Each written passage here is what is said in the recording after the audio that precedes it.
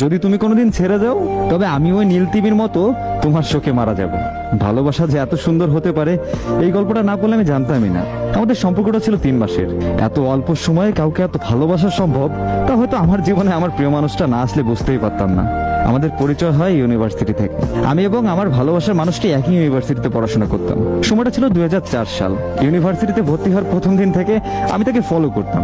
মাঝে মাঝে দু একবার কথা হতো ভার্সিটিতে বসে। ওই থেকে তার উপরে একটা ভালো লাগা কাজ করতো, কিন্তু তাকে কখনো বলতে পারিনি। হঠাৎ করে সে একদিন একটা কফি শপে ঢুকলো, আমিও ঢুকলাম তার সাথে। তখন সে আমাকে দেখলো এবং আমাকে ডাক দিল। এরপর আমি ভয়ে ভয়ে তার সামনে এসে দাঁড়ালাম।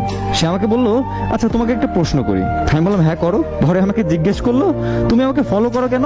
তুমি কি আমাকে ভালোবাসো? আমি বললাম, কেন বিশ্বাস হয় না? তারপর সে বলল, বিশ্বাস অবিশ্বাসের জন্য না, আমার জানতে ইচ্ছে করছে আমি ছাড়া আর কেউ তোমার ভাবনায় থাকে কিনা। আমি বললাম, কেন কোনো সন্দেহ আছে?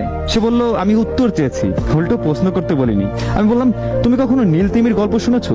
সে বলল, না শুনিনি।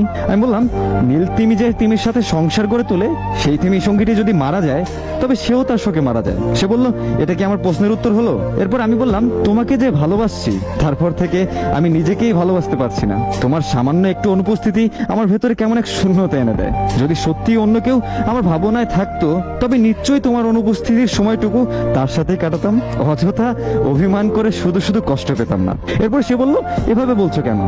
আমার কারো জীবনে বিকল্প হয়ে থাকতে ভীষণ খারাপ লাগে, তাই কেন যেন মনে হয় আমি তোমার অপশন। এরপর আমি বললাম, তুমি তো আমার জীবনের সব থেকে বড় অপশন।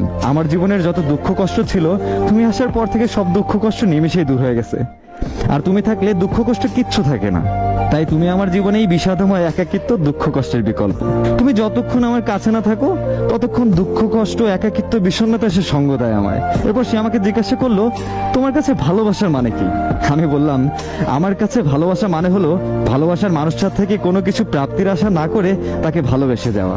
আমার কাছে ভালোবাসা মানেই একজনকে খুব গভীরভাবে ভালোবেসে যাওয়া, এমনকি সম্ভব হলে মৃত্যুর পরেও।